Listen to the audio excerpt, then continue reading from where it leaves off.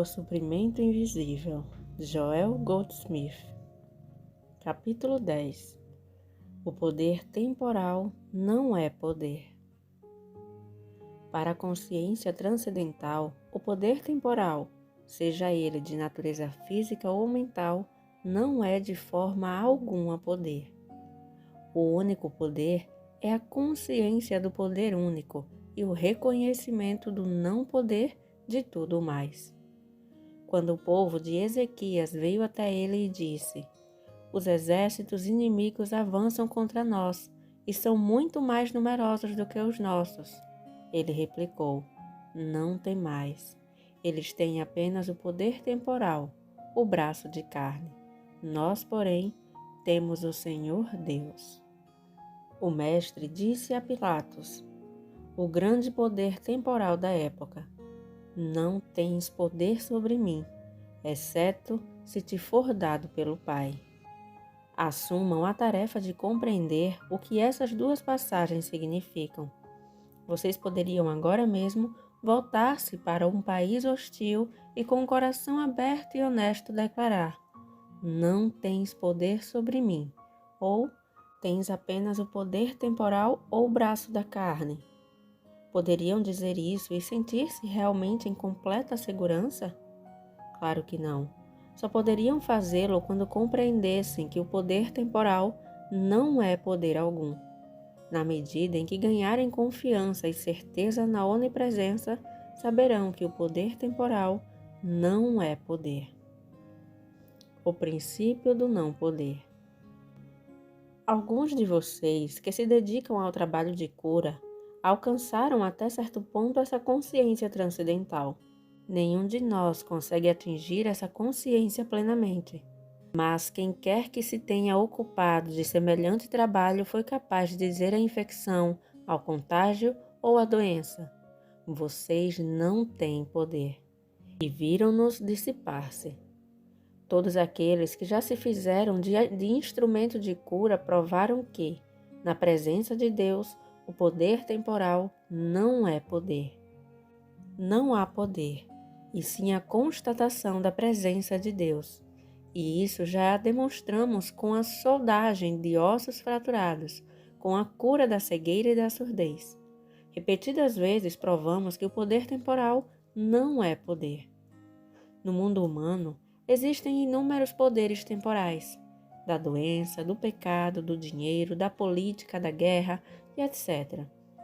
Se orarmos da forma desarrazoada dos velhos tempos, "Deus, destrui os meus inimigos" ou as bombas atômicas, estaremos desperdiçando um tempo precioso, porque Deus nunca fez essas coisas nem as fará. Ele nada faz contra um poder maligno.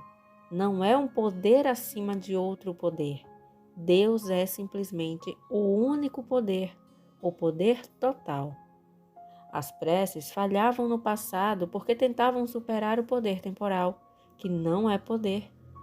Seria como superar uma miragem no deserto. Como exercer poder sobre algo que não existe? Antigamente, a prece era usada para exercer poder espiritual sobre outros poderes, mas não existem outros poderes. Não peçamos a Deus para destruir os nossos inimigos, nem mesmo os inimigos a que chamamos pecado e doença. Não imaginemos Deus como um grande poder que sairá a campo para dar combate ao pecado, à doença, à carência, à limitação e à morte. Ao contrário, vejam-no como espírito, vida e amor, sempre onde estamos, preenchendo todo o espaço. Depois, busquemos uma compreensão maior daquilo que o reino de Deus é, daquilo que o suprimento de Deus é, daquilo que a companhia de Deus é, daquilo que o lar de Deus é. Quando estivermos residindo com Deus, observemos como as coisas à nossa volta vão ocupando seus devidos lugares sem que precisemos pensar nelas. Se compreendermos que o que parece poder maligno não é poder algum, a harmonia desabrochará em nossa experiência. Entendam que o meu reino, o reino de Cristo, não é deste mundo, mas que o meu reino é o poder único em qualquer mundo. Assim, se defrontam com uma aparência do mal, abre parênteses, seja na forma de pecado, de doença, de guerra, de discórdia, de comunismo, de capitalismo ou de qualquer outro ismo que abominarem, fecha parênteses. Pergunte a si mesmo: será isso poder espiritual? Será isso um poder de Deus? Ora, claro que não. Deus é puro demais para abrigar a iniquidade. Não pode haver um poder mau em Deus. Ele enviou o Mestre para mostrar a vacuidade do pecado, da doença, da carência e da morte. Nenhum pecado, doença, carência, guerra ou mal jamais poderia emanar de Deus. Por isso, essa aparência de mal com que vocês costumam defrontar-se não passa de poder temporal. Uma vez que reconheçam tratar-se unicamente do poder temporal, reconhecerão também que isso significa ausência de poder, pois aquilo que não é de Deus não é poder. O mal com que se defrontam surge apenas como efeito e é temporal. O poder espiritual é invisível. Deus, o poder total, é invisível. Assim, qualquer perigo demasiado visível não pode ser poder, não pode provir de Deus. O poder do mal não é real. Quando vocês começarem a reconhecer a natureza do mal, começarão também a compreender que a prece não se destina a vencer o mal, e logo mudarão toda a experiência de suas vidas. O mal não é ordenado por Deus. Não há lei divina para sustentá-lo. Ele não tem existência divina ou propósito divino. Por isso mesmo, é temporal, o braço de carne, ou nada. No momento em que perceberem isso, passarão a não resistir ao mal. Lembrem-se de que enquanto pedirem que o poder de Deus vença o mal, estarão resistindo ao mal e tentando utilizar esse poder para ajudá-los em semelhante tarefa. Em vez de tentar resistir ao mal ou vencê-lo, relaxem e digam: está bem, Pai. Fique aí no seu céu. Não preciso do Senhor agora, porque o que eu tenho à minha frente é apenas uma miragem, não um poder. Se um poder de verdade se manifestar e as coisas começarem a piorar, chamá-lo-ei. O que aqui está agora, porém, não é poder. Não precisamos temer o que os mortais podem pensar de nós ou fazer contra nós. Não precisamos temer o poder mortal, temporal ou material. Não precisamos temer a infecção, o contágio, a doença e a velhice, porque nada na esfera dos efeitos é poder. Todo poder é invisível, e aquilo que aparece como poder não passa de imagem mental, um conceito errôneo de poder. Se conhecermos essa verdade nos libertará. Mas enquanto a conhecemos, lembremos-nos de que parte da nossa vida tem de testemunhar essa experiência. Em outras palavras, não poderemos negar o poder do efeito ao odiar ou temer algum semelhante, pois ele faz parte desse efeito. Será necessário conformar pensamentos e ações ao nosso tratamento. Não desanimem se não conseguirem fazer isso o tempo todo. Às vezes, vocês fracassarão porque é impossível da noite para o dia dar da materialidade para a consciência espiritual. A mudança talvez não sobrevenha em 1, 2 ou 3 anos de estudo e meditação. Sintam-se gratos por, a partir do momento em que começarem a praticar esse princípio, estarem atingindo, em alguma medida, a mente de Jesus Cristo. E no mesmo grau, por demonstrarem exteriormente os frutos dessa realização. Sejam muito, muito pacientes consigo mesmos. Quando começa o outono e o inverno, as pessoas começam a falar mais em resfriados, gripes, infecções, contágios, epidemias e por aí afora. Talvez você já tenha atingido o grau de consciência em que essas coisas não mais podem surpreendê-los. Entretanto, para o bem da sua comunidade e do mundo, terão de lembrar-se todo dia de que isso é apenas um poder temporal e não um poder. Não é de Deus, portanto não tem existência, exceto como conceito mental erroneamente dotado de poder. Há uma só mente, que é a mente de Deus, e não pode ser a mente carnal. E a mente que é de Deus é a mente que estava em Jesus Cristo. Por essa razão, a mente carnal e suas atividades não constituem nenhum poder. São apenas o braço da carne, de que não devemos ter medo. Quando experimentamos esse sentimento interior de liberação do medo, liberamos o poder de Deus no mundo. A atividade da mente carnal aparece sob diversas formas. Num dia pode aparecer como delinquência juvenil, no outro como o uso de drogas ou abuso de crianças, e etc. Aparecerá sob uma forma ou outra, mas não creiam, por um momento sequer, que ela será aniquilada até que existam pessoas que não a combatam, mas apenas se querem a considerar que não passa da mente carnal. Ela tem aparecido em todas as épocas e gerações, e suas formas continuarão a aparecer até que grupos como os nossos comecem a demoli-las. Não enfrentando males ou grupos específicos, mas compreendendo que são apenas formas da mente carnal, ou seja, do não poder, apenas poder temporal, o braço da carne, o nada. Se cultivarmos esse sentimento interior de liberação do medo e da preocupação, de novo liberaremos o poder e a presença de Deus no universo. Meu reino. Tenham com vocês sempre as palavras meu reino, que significam o reino de Cristo. Com essas palavras em mente, reconheçam que o universo temporal não é para ser odiado ou amado. Ele é pura ilusão.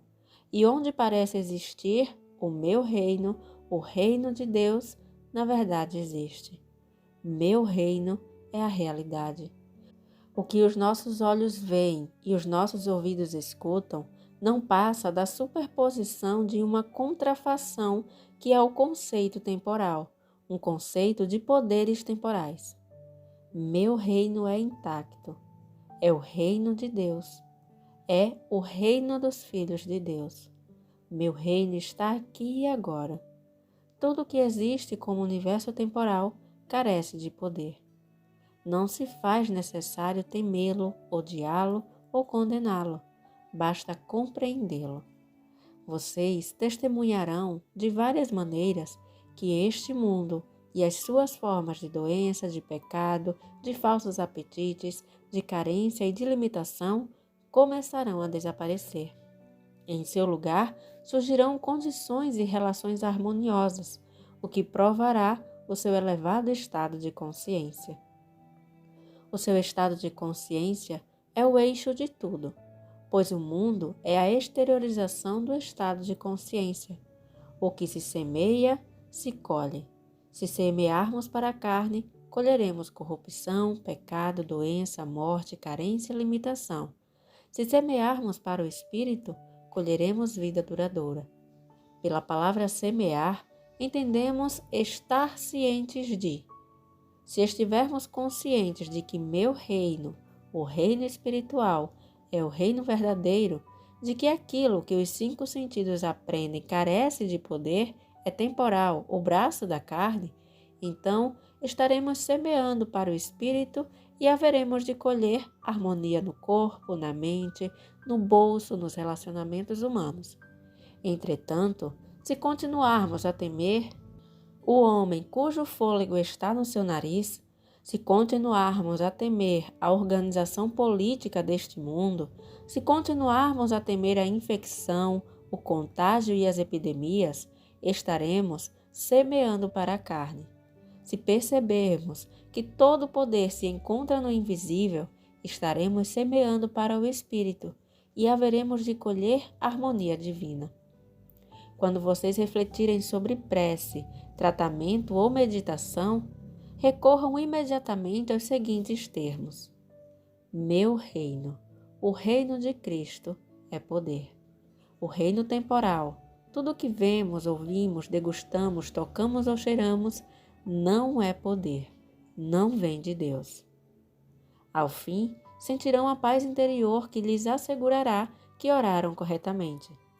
Exercitem-se na constatação de que o mundo temporal é apenas poder temporal e de que o poder temporal não é poder, é o braço da carne. Isso é apenas o braço da carne. Nós temos o Senhor Deus Todo-Poderoso.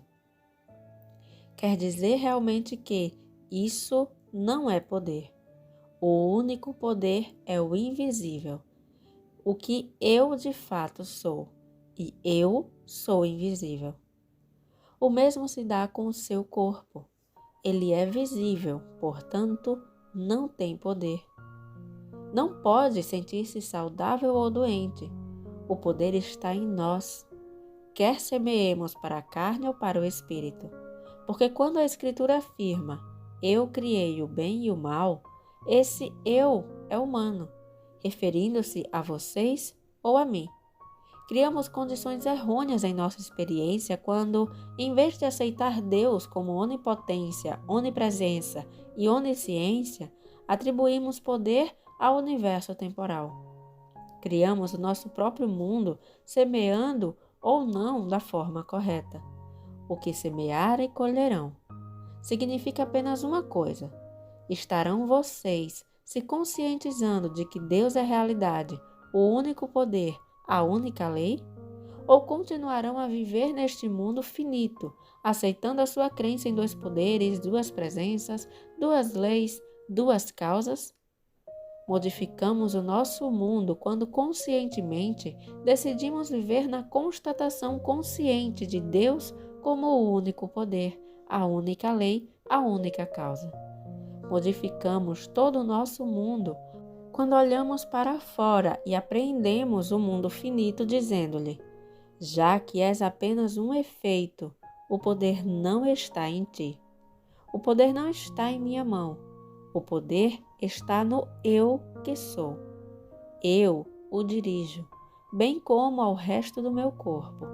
Se compreendo isso, então o corpo não pode replicar-me. Eu falo com ele e asseguro-lhe que sou a sua vida, a sua inteligência, a sua substância, a sua lei, significando o eu que sou. O corpo então tem de obedecer. Mas se achamos que o corpo tem poder, damos poder ao universo temporal, damos poder ao braço da carne. Se praticarem esse princípio, descobrirão que a sua atenção se concentra mais e mais em meu reino e em tua graça, deixando de lado a forma e o efeito. Começarão então a pensar em termos de graça espiritual, de harmonia espiritual, de relações espirituais. Não relações humanas melhores, não saúde humana melhor, não um punhado a mais de dinheiro. Essas coisas não constituem harmonia espiritual ou crescimento espiritual, embora sejam efeito deles. Vocês notarão que já não pensam em termos de um corpo mais saudável, nem buscam algum bem material. Estarão ausentes do corpo e presentes no Senhor. E ao fazer isso, verão como podem parecer harmoniosos o corpo, a forma e o efeito. Deus não é um poder a ser usado.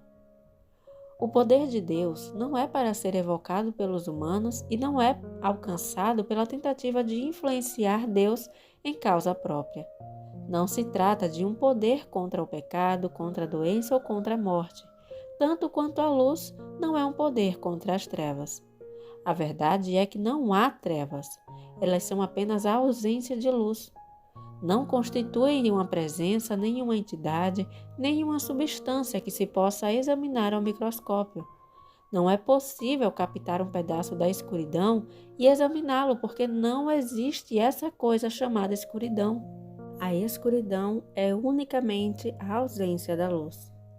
Pecado, doença e morte, como a escuridão, não existem, pois aquilo que Deus não criou não existe. Ele é o único poder criador, é o que mantém e sustenta a criação. No Gênesis lemos: Deus contemplou tudo o que fizera e viu que era bom. Não está em sua natureza contemplar o pecado, a doença e a morte e considerá-los bons. Por isso, não pôde tê-los criado. Há outro ponto. O que Deus criou, criou para sempre, e não permitiria que alguém aniquilasse qualquer coisa que haja criado. Se houvesse criado o pecado, a doença e a morte, não teríamos nenhuma esperança de vencê-los. Não precisamos do poder divino para vencer algo que não foi feito no princípio. Nunca teve existência e apenas representa a nossa ignorância da verdade. O nosso poder de cura, então, que é o nosso poder espiritual, repousa unicamente no conhecimento da verdade de que Deus é o supremo poder criador, mantenedor e sustentador, e de que aquilo que Ele não criou não existe. Aí reside o nosso único poder espiritual. A paz mundial. O mundo só tem uma esperança de paz: reconhecer que o poder temporal não é poder, conforme demonstramos no caminho infinito. O mundo foi longe demais na senda do supremo poder material, ao construir armas mortíferas, para que a paz possa ser negociada. Como estudiosos do espiritualismo, não acreditam um momento sequer que algum ser humano ou partido político da Terra tenha resposta para a paz. O mundo foi longe demais para ser detido por uma solução humana. Existe, porém, uma solução espiritual, que removerá o perigo e as ideias de guerra, quente ou fria, do mundo. Ei-la. Devemos perceber que o poder temporal não é poder, é apenas o braço da carne.